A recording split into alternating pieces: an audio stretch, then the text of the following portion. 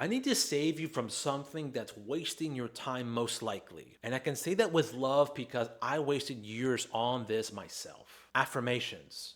I am wealthy. I am confident. I attract abundance. Standing in front of the mirror saying things you don't believe and wondering why nothing changes. Here is the uncomfortable truth. For most people, affirmations don't just not work, they actually make things worse, and there's a study that proves it. But there is something that works, something that actually rewires your brain at the subconscious level. And it's not what the self-help industry is selling you. So in 2009, researchers at the University of Waterloo published a study in psychological science. They had participants repeat the affirmation, I am a lovable person. And they measured how people felt before and after. And what they found was shocking. People who already had high self-esteem felt slightly better. But people who had low self-esteem, the people who needed the affirmation most, actually felt significantly worse after repeating it. Why? Because the subconscious isn't stupid. It has receipts. When you say, I am wealthy, and your subconscious has years of evidence that you're not, it doesn't accept the new statement. It rejects it, and the rejection creates internal conflict that actually strengthens the old belief. It's like telling someone who just went through a painful experience that everything is great. They don't feel better, they feel gaslit. That's what you're doing to your own subconscious every time you force an affirmation that contradicts your lived experience. Goddard understood this, by the way. He never taught affirmations, not once. His method was completely different.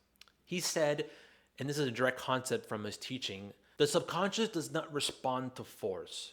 It responds to feeling. Not the words you say, the feeling behind the words, and more importantly, the state you're in when you deliver them. This is the mistake everyone makes. They try to program the subconscious through the conscious mind, through willpower, through repetition of words, but the conscious mind is the gatekeeper. It's literally designed to reject information that doesn't match existing beliefs. Trying to reprogram your subconscious through conscious repetition is like trying to rewrite your phone's operating system by talking to Siri. You're at the wrong level of the system. So what actually works? I've tested 4 methods and all of them are supported by neuroscience. And all of them bypass the conscious gatekeeper instead of trying to force past it. Method 1, identity statements instead of affirmations. The difference is subtle, but everything. So instead of I am wealthy, which your subconscious rejects,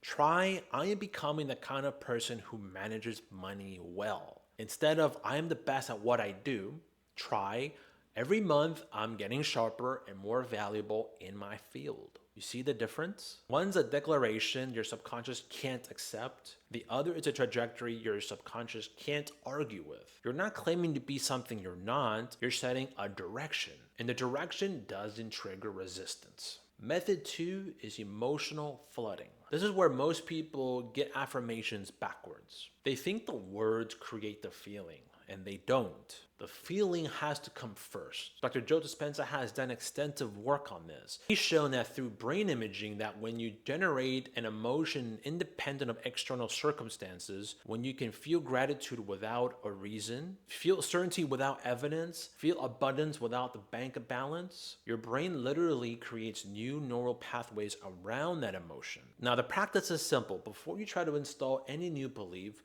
spend 2 to 3 minutes generating the emotion first. Not thinking about it, but just feeling it. In your chest, in your body, let the emotion become the carrier wave and then layer the new identity on top of it. Emotion without a new belief is just a feeling. A new belief without emotion is just words. Combined, they rewire the brain. Method 3, scene rehearsal. Now this is pure Neville Goddard right here. Instead of repeating a sentence, you construct a short first-person scene that implies the desire is already fulfilled. Not you wanting the thing, not you working towards the thing, but you after the thing is done.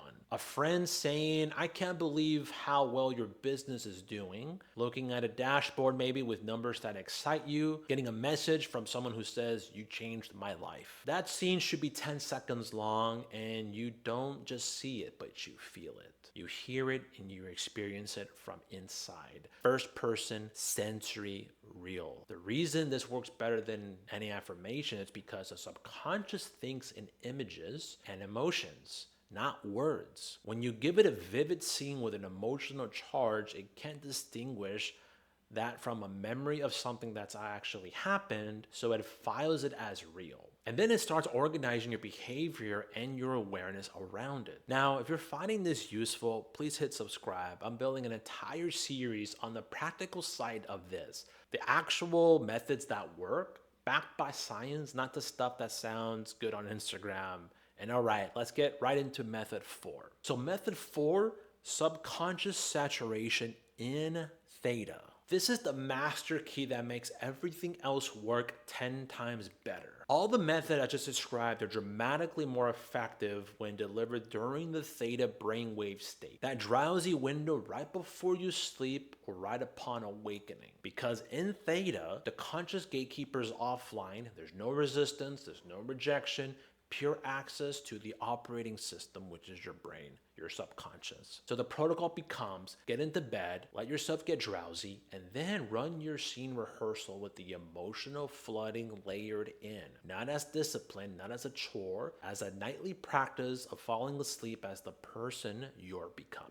This is the same principle that makes hypnosis work. Same reason why the things you hear and watch right before you sleep have a disproportionate effect on your mood and mindset the next day. Theta is the programming window. Use it deliberately. Now, let me tell you what happened when I swapped affirmations for this approach. And again, I've been doing affirmations on and off for years. I am successful. I attract clients easily. Money flows to me. All the greatest hits. And they made me feel good for about 5 minutes, like a motivational caffeine hit that wears off by lunch. But then I switched to the 4-method approach. Identity statements during the day, emotional flooding before sessions, scene rehearsal at night, all delivered during theta. It was slower, but deeper. It didn't feel like a hype spike. It felt more like the ground underneath me was changing and shifting. And within 3 to 4 weeks, my inner dialogue started shifting on its own. I wasn't forcing new thoughts. The old thoughts were just quieter, and the new ones started showing up naturally. Kind of like the operating system had actually updated instead of me putting on a new wallpaper on some old desktop. So here's the move. If you've been doing affirmations and they're not working, stop beating yourself up about it. It's not that you're doing them wrong, it's just the method itself is incomplete. You're using a conscious tool to solve a subconscious problem. Switch to identity statements, lead with emotion, build the scenes, not sentences, and deliver everything through the theta window.